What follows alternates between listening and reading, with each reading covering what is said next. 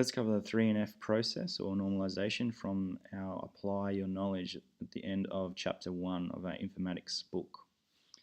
This is the data what we need to normalise. We're in unnormalised stage at the moment. First stage is 1NF. 1NF says that we have to have no repeating groups in the table, and we have to also flatten the table or flatten the file. And we also need to identify a primary key for each record in the table after we've flattened it. So let's do that. So here's our unnormalized data. The first thing we're going to do is flatten the table, which means basically fill in the gaps. Just remember that these aren't random gaps. These are, so we can, it's a giveaway that we have the group here, which are the software IDs, which are the items that they've made in this order here. So order MK2500, Lilith is how you say it. Lilith made an order of 5 myobs and 8 Photoshop elements. So this actually belongs to this order. So we're not just randomly filling in gaps, we're still retaining the information for that item that was ordered. It still belongs to this. We're just flattening the table. So let's do the rest of those. So now we have a flattened table, a flat file. We are going to just highlight now the primary key or the concatenated key that is going to identify every row. So concatenated means, definition of concatenate means to link things together in a chain or a series, basically. So we are going to join two keys, the order ID and the software ID, to make every row in this table unique. So if I said look up a record or a row and it was this one, MK25000, this doesn't actually make this row unique because we already have another row in here that has the same order ID, so it's the same. I can't distinguish between the two. But if I join this order ID with the software ID or one of the items that was ordered, it does become unique. So 913096 with MK2500 makes this row unique. There is not another row in this entire table that is the same, that has the two same order IDs and software IDs. So we're going to make those to our concatenated primary keys. They join together to make a key or a primary key for to make every row unique. And that is 1NF. So going from 1NF, let's go to 2NF.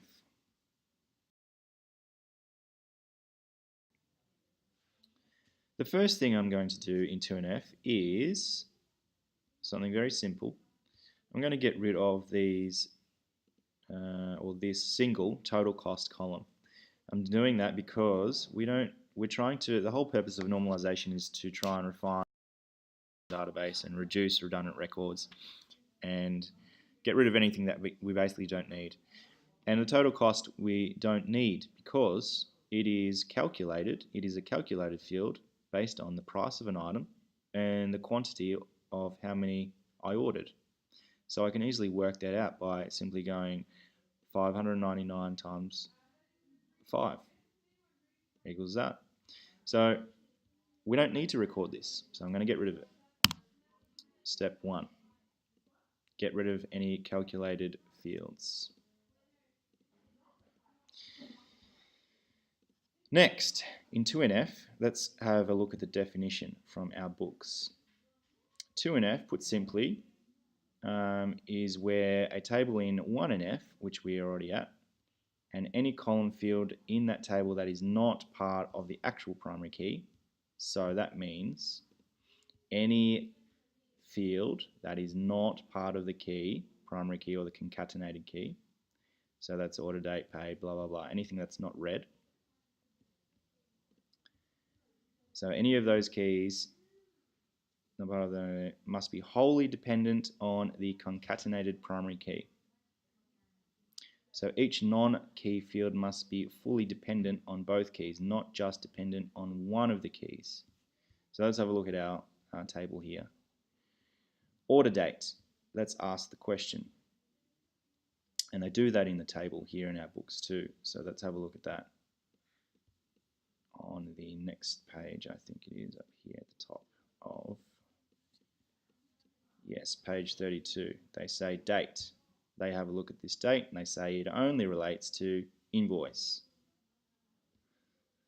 So date is dependent on the order ID. It's not dependent on the software ID. That's because when we create an order, we need an order date. Just like when you go to McDonald's or you go to a shop, when you make an order, they give you a receipt. A date must be on that receipt or that order.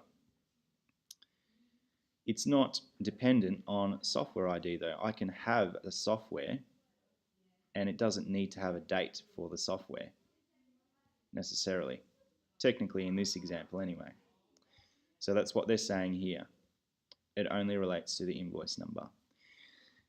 The next non-primary key fields they look at are the customer ID, name, address, suburb, postcode. It was all to do with the customer ID. And they say they'll deal with this in the 3NF.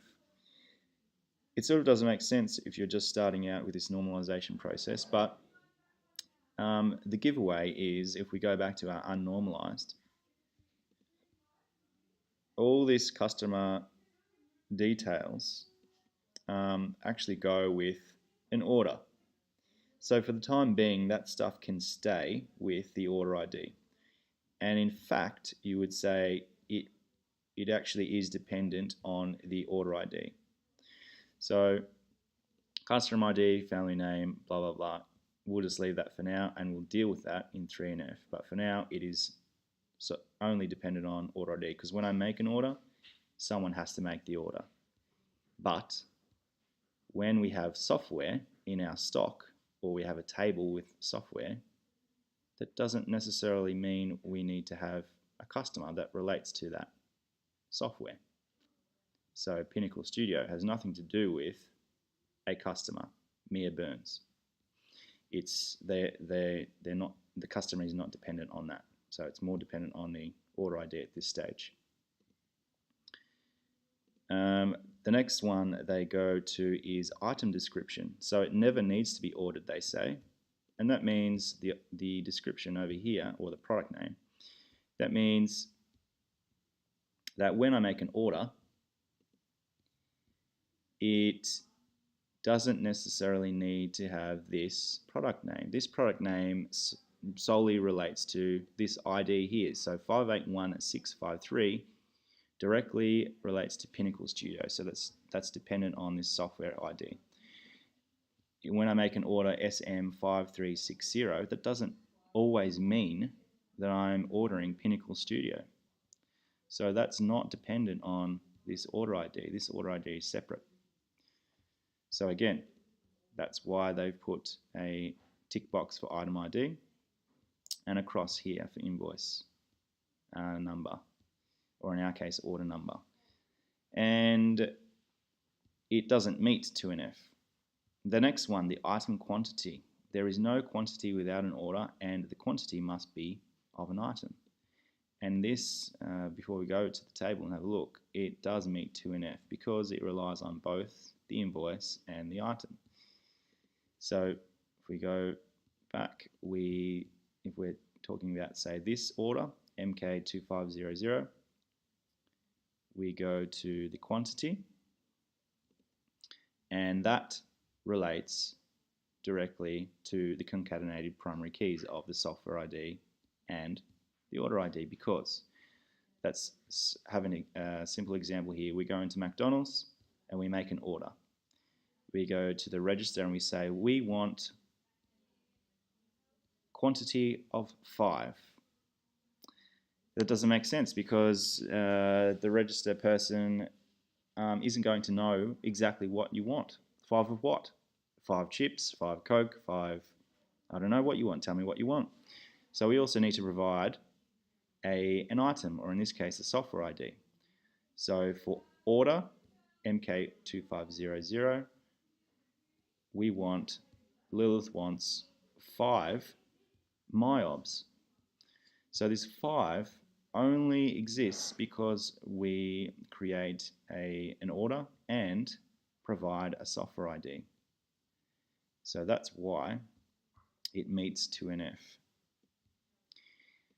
The rest of them, the item price, in our case, only belongs to the software, the same rule as the product name, because we can have an order, but that order number doesn't necessarily mean the price is going to be that price. This price relates strictly to the software ID, or the software that we're in the table. The order and the total in the book that they're checking off was the same that we did at the very start of this, where we got rid of the total cost. And they say that both of these columns are derived from calculations, so they have no place in our table. So we got rid of ours already. So the next step, they say, is to take all the fields that depend in whole or part of the second half of the concatenated primary key and put them in their own table. So let's do that. We're going to move all of this out and turn it into its own table. Let's move it over here somewhere. I'm going to call this I might move it down one actually, so we can name this table. I will insert a row above, insert one above, and we're going to call this the orders table.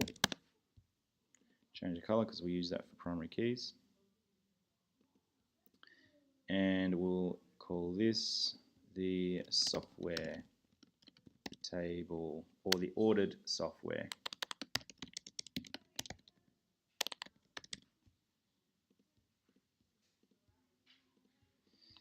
Now we can't just leave it like this, we also need to bring something over, our concatenated IDs, because we still need to know, even though we know what order happened over here, we still need to know where all these software and quantities of software belong to, which orders. So again, MK2500, that order, on that order there was 2 items, and there was 5 of the MYOB and 8 of the Photoshop elements. So let's go back and see what they say now. So the 2NF checking process will run again to see how the fields in the ordered items table depend on the concatenated primary key. So let's go back and let's see. Product name, that depends on, or is dependent on, software ID. It's not dependent on both of them together. Price is dependent on software ID, the same way product name is, because they are attributes of software. Quantity, though, is dependent on the concatenated. So that means, again, from that explanation of you can't walk into a shop and order a quantity. You have to order a quantity of something. So it needs to have, or it is dependent on, an order being made and an item being provided. So we are now going to split out that second part of the table again, like we did initially, to get this software, or this ordered softwares table out. I'm going to put it over there. I'm going to chuck this, a copy of this software ID over here, so I can move the quantity back over here. Now we have an ordered software table, and this table will become our software.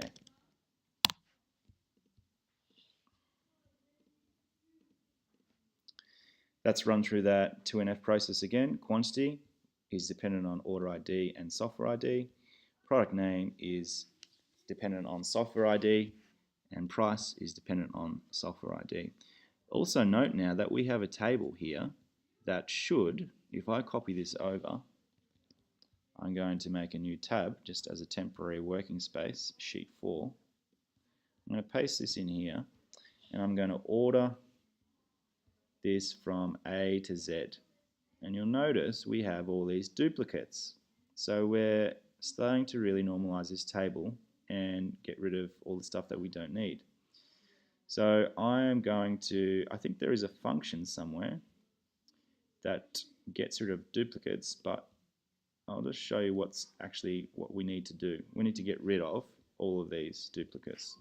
So I'm going to delete the rows of all the duplicates, and we will be stuck with just what we need. Pinnacle, yeah, we still need those. Adobe and Elements, we need one of each of those. And MyOb and True Image. Now, look how big our table is. Let's put all this stuff back in our software table.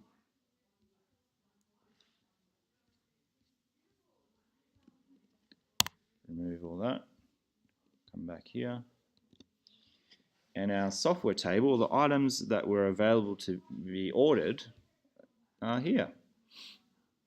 244622 is Norton Security.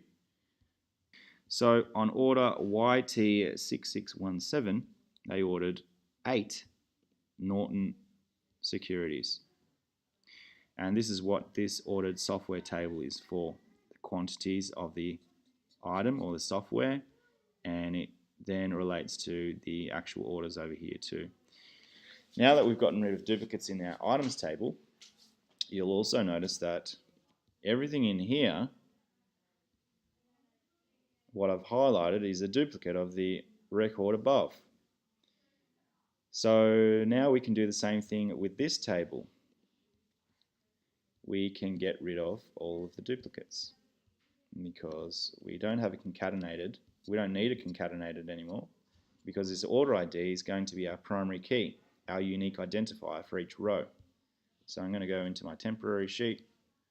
I'll just get rid of all of this and I'll paste it here. I will sort it by A to Z and get rid of all of the duplicates. So that they are all duplicates. Delete. A few moments later. We now have no duplicates in our orders table, and we have no duplicates in our softwares table, and we have this table meets 2NF, this table meets 2NF, as they are wholly dependent on, where was the explanation? It was on this page, I think. 2NF, 1NF, no. So put simply, any column field that in the table is not part of the actual primary key must be wholly dependent on the concatenated primary key. So in this case, that's definitely true.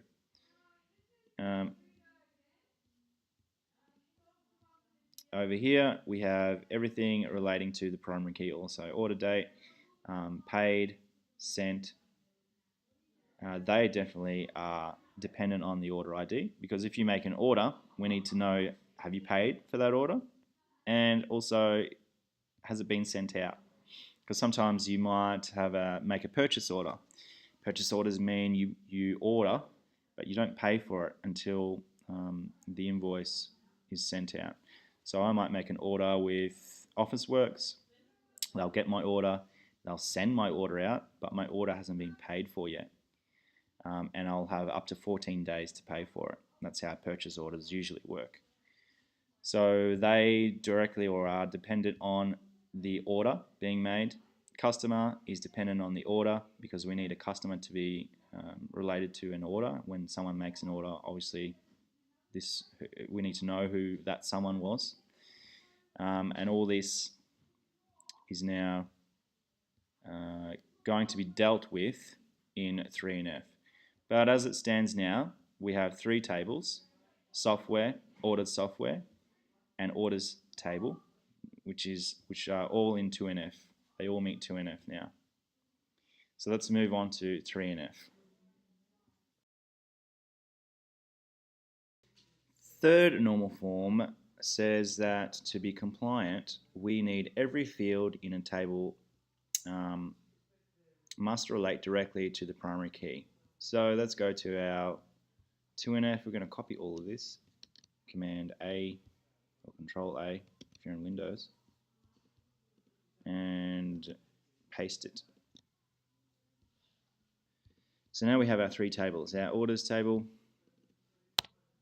our ordered software, and our software. Let's start from this side. Product name is wholly dependent or directly relating to the primary key, which is software ID in this case. Price is also, because when we make a software ID or create a new software title in our table, it needs to have a price, and that price is only created when this is created. Quantity is only created when we make an order and provide a software ID or a software to say how many of that item we want, or that software.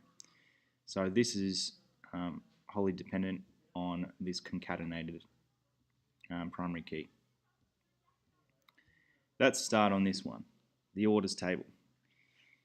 Order date is solely dependent on this primary key.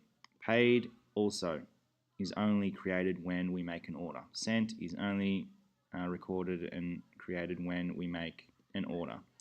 Customer ID is a funny one because we still need this customer ID. It's still dependent on an order ID, because when we make an order, we need to know who made that order. So that is dependent on the order ID.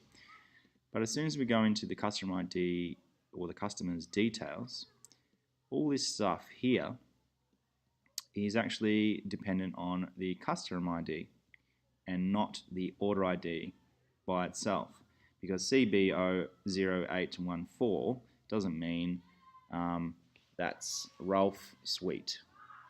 1496 means it's Ralph Suite and not around the other way. So this stuff, these details are dependent on this customer ID.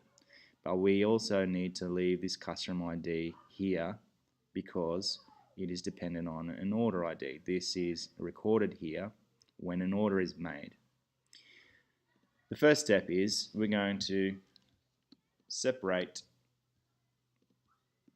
the customer.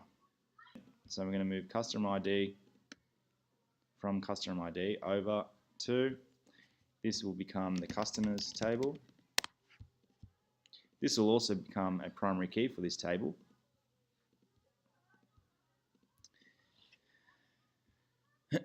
We also need to remember to put this back here, because remember that a customer ID or a customer needs to be created when we make an order, because we need to know who made the order. But we're going to change this. We're going to change this color. This is going to become a foreign key. A foreign key is basically a key from another table that is in another table, but does not make a row unique, or doesn't contribute to making a row unique, like it does here in the concatenated ordered software table. This concatenated, both of these keys work together to make this row unique. Whereas over here, the order ID is still the primary key, still the field that makes every row here unique. Even though we have another ID here, this is just a foreign key from another table. But we still need this here because it has a relationship in terms of the customers. So it tells us which customer made which order, but it doesn't make these orders unique. The order ID makes these orders unique. So that's the difference between foreign keys and concatenated keys. So let's go Now that we know that all of this stuff is directly related to the primary key, we know that order date, paid, sent, customer ID all directly relate to here. Let's go to our newly created table and just double check that this also follows that rule. Family name, directly related to customer ID. Given name, yes. Delivery address, yes. Suburb, yes. Postcode, yes. Phone number, yes. They are all related to customer ID. When we make a new record for a customer, all these things are created with that and directly relate to the customer ID. And just to double check, we'll go over to the software again. Yes, when we create a new software entry in our table, a product name is created and also a price for that product is created, and that directly relates to the software ID. And the quantity, again, to reiterate, this is only recorded when we make an order and provide an item or a software that we want to give a quantity for. So now we are in 3NF. This is now all in 3NF. We have no duplicates. Actually, we do. I spoke too soon. I forgot. Here in our customers table, we should have some duplicates. So let's see. Let's copy this stuff out, and we'll go to our temporary sheet, and I'll paste it. Paste, and we'll sort. And we do. We have duplicates. So we're going to get rid of these duplicates. Delete. A few moments later. So now we have a table with customers only, just the same way when we deleted the duplicates from our software table. We only need to know what is in our inventory. And the same way here, we only need to know who our customers are, because these IDs are used in the orders table. This is where they become, or duplicates are allowed here in this field, because the primary key is the order ID, but a customer can make many orders. An order can belong to one customer, but customers, if let's say I go into McDonald's, I order a sundae, but then decide I'm hungry and I go back and I make another order for chips. That would be two separate orders. The same goes for software.